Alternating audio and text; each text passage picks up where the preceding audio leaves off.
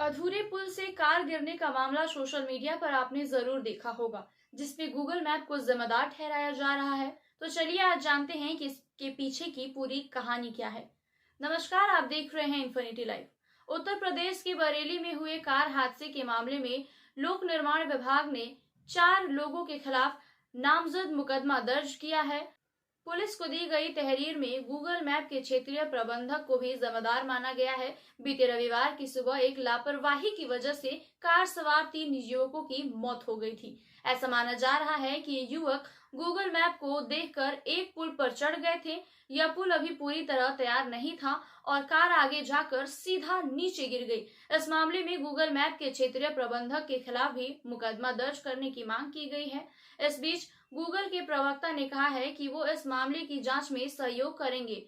दातागंज के नायब तहसीलदार ने इस मामले में मुकदमा दर्ज कराया है। बदायूं प्रशासन की तरफ से दातागंज के नायब तहसीलदार छविराम ने भारतीय न्याय संहिता की धारा 105 के तहत गैर इरादन हत्या का मामला दर्ज कराया है। जानकारी के मुताबिक 3 युवक अजीत, नितिन और अमित कार से बदायूं बरेली के फरीदपुर जा रहे थे। वे रामगंगा नदी पर बन रहे एक पुल पर चढ़ गए। यह पुल अधूरा था, जिसकी वजह से आगे बढ़ती हुई उनकी कार नीचे गिर गई और तीनों की मौत हो गई। इस पूरे मामले में गूगल मैप के खिलाफ भी तहरीर एफआईआर के मुताबिक लोक निर्माण विभाग के 2 सहायक अभियंतियों अभिषेक कुमार और मोहम्मद आरिफ के अलावा 2 अवर अभियंतियों महाराज सिंह और अजय गंगवार को नामजद किया गया है। तहरीर में आरोप है कि लोक निर्माण विभाग के इन अधिकारियों ने जानबूझकर पुल के दोनों किनारों पर मजबूत बैरिकेटिंग बैरियर या फिर रिफ्लेक्टर बोर्ड नहीं लगवाए, न ही रोड के कटे होने की सूचना के बोर्ड वगैरह यहाँ लगवाए गए थे। तहरीर के मुताबिक इस पुल पर शुरू में एक पतली दीवार थी, इसे पहले ही अज्ञात लोगों ने तोड़ दिया था। यही नहीं, तहरीर में कहा गया है कि गूगल मैप पर भी इस रास्ते को सर्च करने की कोई बैरियर नहीं दिखा और रास्ते को मंजिल तक पहुंचते हुए दिखाया गया।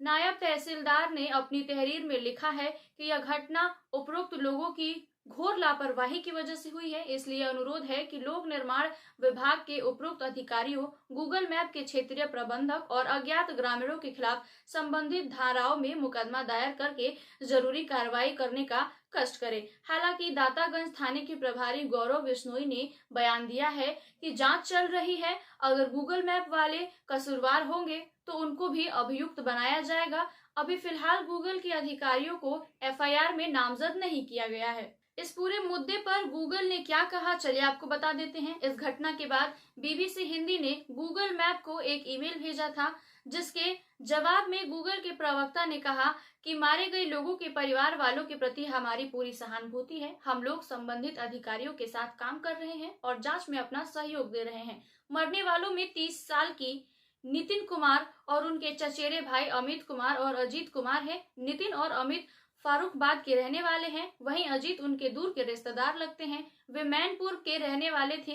नितिन और अजीत गुरुग्राम में ड्राइवर के तौर पर काम करते थे। ये तीनों ही लोग गुरुग्राम से निकले थे और बदायूं के दातागंज की तरफ से रामगंगा पुल पर चढ़े थे। हादसे में मारे गए तीनों युवक पारिवारिक शादी में बरेली के फारूकपुर जा रहे थे। नितिन के मामा राजेश कुमार ने बताया कि ये लोग उनके यहाँ शादी में आ रहे थे। इसके पहले ये लोग बदायूं में एक अन्य शादी में शामिल हुए थे। राजेश कुमार ने कहा ये लोग सही रास्ते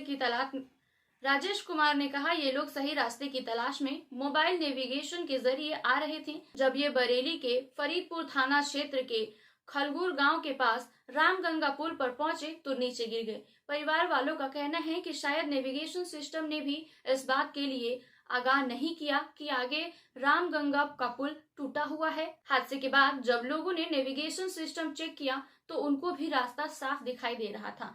सबसे बड़ा सवाल ये बनता है कि यह हादसा कैसे हुआ और इसके जिम्मेदार कौन है। बरेली के फरीदपुर के पुलिस उपाध्यक्ष आशुतोष शिवम का कहना है कि ऐसा लग रहा है कि कार निर्धारहीन पुल से नीचे गिर गई, जिसकी वजह से इन तीनों की मौके पर ही मौत हो गई।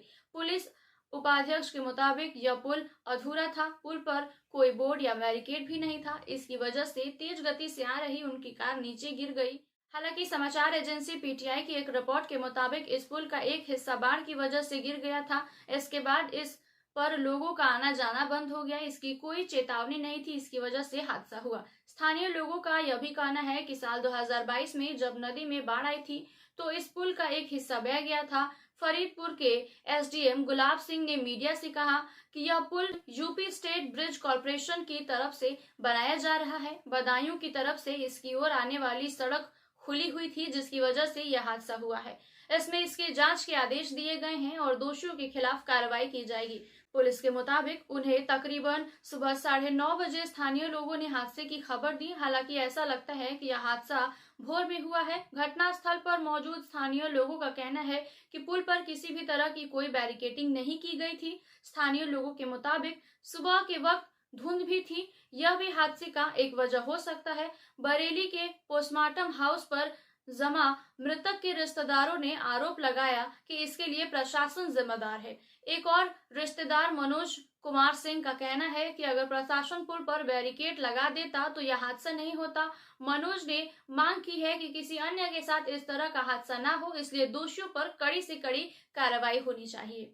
इस बीच फरीदपुर थाना के प्रभारी राहुल सिंह ने बीबीसी से कहा कि इस बात की पुष्टि नहीं हो पाई है कि उनके मोबाइल पर कौन सा नेविगेशन सिस्टम चल रहा था। हालांकि उनका कहना है कि घटनास्थल पर मौजूद ग्रामीणों ने बताया कि मृतकों के मोबाइल जब निकाले गए तो उसमें नेविगेशन सिस्टम चल रहा था। बदायूं की जिलाधिकारी निधि श्रीवास्तव ने बताया कि इस घटना के बाद लोक निर्माण विभाग और पुल निगम को सभी सड़कों और पुलों की जाँच के लिए कहा गया है। इस पूरे मामले में कानून क्या कहता है? हालांकि नेविगेशन सिस्टम के बारे में कानून स्पष्ट नहीं है, फिर भी अधिकारियों पर लापरवाही की जिम्मेदारी बन सकती है, क्योंकि निर्माणाधीन पुल पर अवरोध खड़ा करना उनका काम है। इलाहाबाद हाई कोर्ट की लखनऊ बेंच में वकालत करने वाली साइमा खान कहती हैं, आईटी एक्ट की धारा 79 गूगल मैप जैसे डिजिटल प्लेटफॉर्म को एक मध्यस्थ का दर्जा देती है।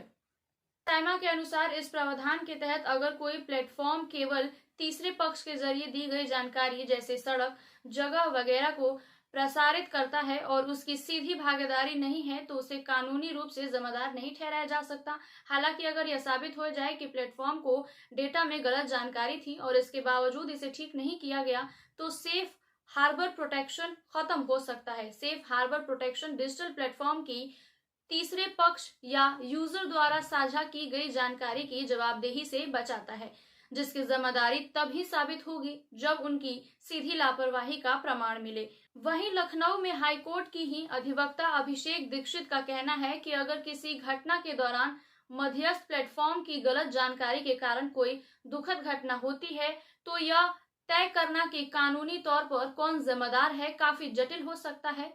इनका कहना है कि स्थानीय प्रशासन का फर्ज होता है कि वे सड़क सूचना देने वाले बोर्ड या बुनियादी ढांचे को सुरक्षित रखें। अगर किसी दुर्घटना का कारण सड़क की खराब स्थिति या उचित चेतावनी का ना होना हो तो प्रशासन जिम्मेदार हो सकता है। अभिषेक दीक्षित कहते हैं कि कभी कभी प्रशासन नेविगेशन कंपनियों के साथ मिलकर सार्वजनिक बुनियादी ढांचे की सटीक जानकारी सुनिश्चित करता है। अगर प्रशासन ने अपडेट साझा नहीं किया तो घटना की यह भी एक वजह हो सकती है। उनके मुताबिक अगर सड़क सफर के लायक नहीं थी और प्रशासन ने इन्हें चिन्हित नहीं किया तो वे जिम्मेदार ठहराए जा सकते हैं।